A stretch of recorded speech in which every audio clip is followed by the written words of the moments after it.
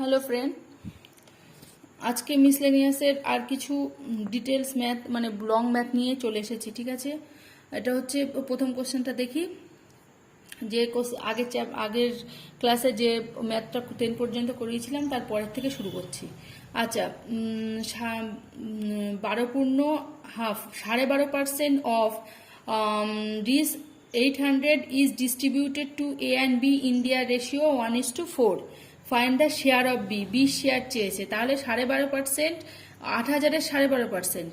আচ্ছা, percent of 8,000, এটা কত? এটা হচ্ছে 25/2, 12.5% মানে এত বাই 100। এটা হচ্ছে 12.5%, 8,000 তো 12.5% কত আসছে দেখো। এটা হচ্ছে কেটে যাচ্ছে, এটা হচ্ছে 1000 আসছে, 1000 এত। ঠিক আছে, এত টাকা রুপিস, এত টাকা। এটা হচ্ছে 12.5%, 8,000-এর। তাহলে এটা distributed to in the ratio 1:4। A and B, A is to B কে 1:4 রেশিওতে ভাগ করে দিয়েছে। ঠিক আছে, তাহলে বি শেয়ার চেয়েছে। আচ্ছা, শেয়ার অফ বি এর ফর্মুলা কি? সেটা হচ্ছে বির ratio by sum of all ratio into যে নম্বরটা সেটা। ঠিক আছে, 4/5 into 1000।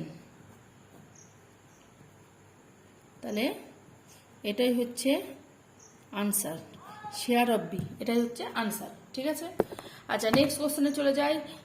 In what proportion must rice at 3.10 per kg be mixed with the rice at rupees 3.60 per kg so that the mixture will be worth rupee 3.25 per kg?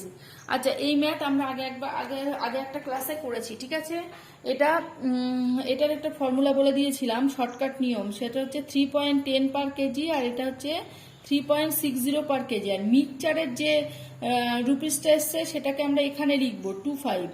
আচ্ছা, এইগুলো আমরা difference করে দেবো। এই দুটো ডিফারেন্স করে এখানে লিখবো আর এই দুটো ডিফারেন্স করে এখানে লিখবো।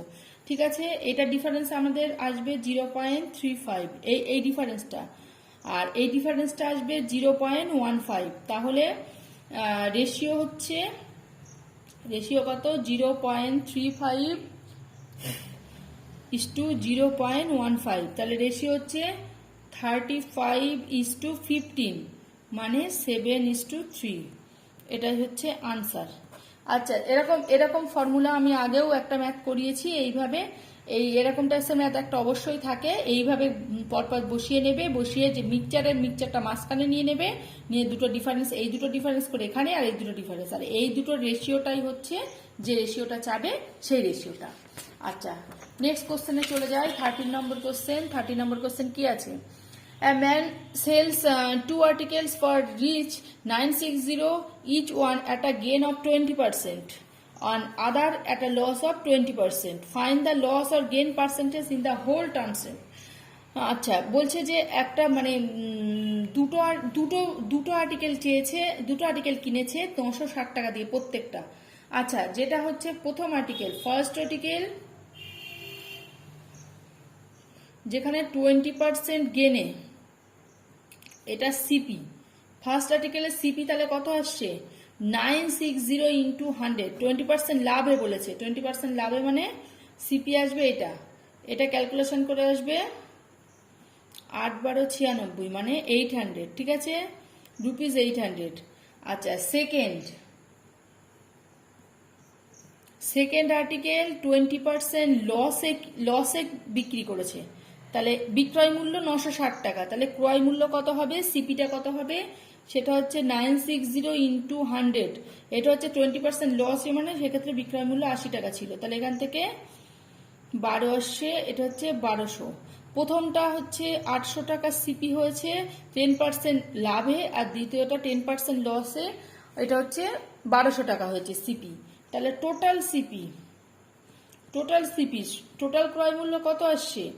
800 প্লাস 1200, দ্যাট ইজ এটা 2000 টাকা। ঠিক আছে, আর টোটাল এসপি প্রত্যেকটা বলেছে 960 টাকা দিয়ে কিনেছিল, তাহলে দুটোই 960 টাকা দিয়ে কিনেছিল, মানে এটা হচ্ছে 1920, তাহলে এটা হচ্ছে, এটা বিক্রয় মূল্য, এটা ক্রয় মূল্য, তাহলে লস হচ্ছে, তাই না?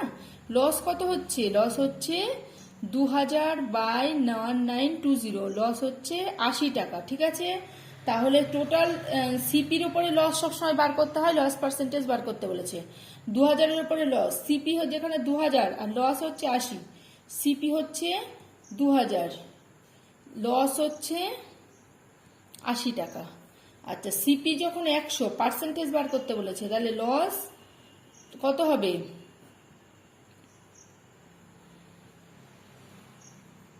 4%, তাহলে 4% লসে। ঠিক আছে, এইভাবে করতে হবে। তাহলে দুটো আর্টিকেল একইভাবে কিনেছে 960 টাকা দিয়ে, তাহলে প্রথম আর্টিকেল 20% লাভে, মানে এটা সিপি হচ্ছে, দ্বিতীয় আর্টিকেল 20% লসে, মানে 1200 টাকা দিয়ে কিনেছে।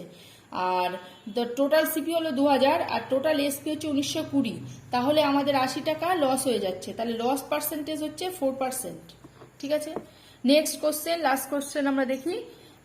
এ started business by investing least শেয়ারের অঙ্ক। ঠিক আছে, 12,000 and after a few months be joined with risk 18,000.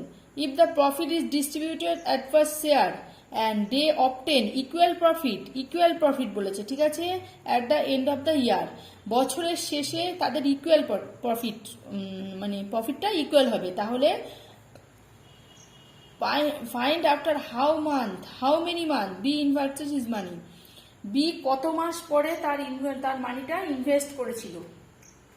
ঠিক আছে, তাহলে লেট আফটার এক্স মান্থ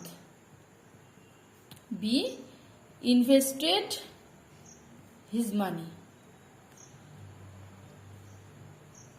তাহলে আফটার এক্স মান্থ ধরছি, তাহলে এর শেয়ার কত? 12,000, এটা চলেছে 12 মান্থ মানে এটা এর শেয়ার, এটা আমি ক্যালকুলেশন করছি না। ঠিক আছে, বি শেয়ার হচ্ছে 18,000, এটা কতদিন চলেছে? এটা হচ্ছে 12 - x, এত মাস চলেছে, এত মাস পরে জয়েন করেছিল, তাহলে এত মাস চলেছে।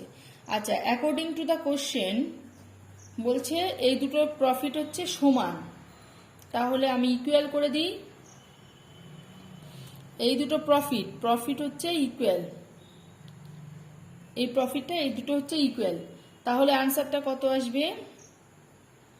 144, এটা হচ্ছে 18 × 12 - x, 18টা কত দিয়ে কাটবে? 18টা হচ্ছে 8 দিয়ে কাটবে, 8 = 12 - x, তাহলে x এর ভ্যালু, x কত মাস পরে বি জয়েন করেছিল? x = 12 - 8, মানে 4 মান্থ, তাহলে 4 মাস পরে বি জয়েন করেছিল। ঠিক আছে, তাহলে শেয়ারের অঙ্কগুলো এইভাবে করতে হবে। এর শেয়ার হচ্ছে 12 মাস খেটেছে, তাহলে এইভাবে, আর বি শেয়ার হচ্ছে 12 - x, মানে এত মাস পরে জয়েন করেছিল, তাহলে বি শেয়ারটা এত মাস খেটেছে। এইবার প্রফিট হচ্ছে অ্যাকর্ডিং টু দ্য প্রফিট হচ্ছে, তাদের বলেছে যে সেম ইকুয়াল প্রফিটটা ইকুয়াল, তাহলে এই প্রফিটটা ইকুয়াল মানে এটা এই দুটো ইকুয়াল করে দিতে হবে, দিয়ে তাহলে 4 মাস খেটেছে। তাহলে আমরা শেষ করছি এখানে। Thank you very much.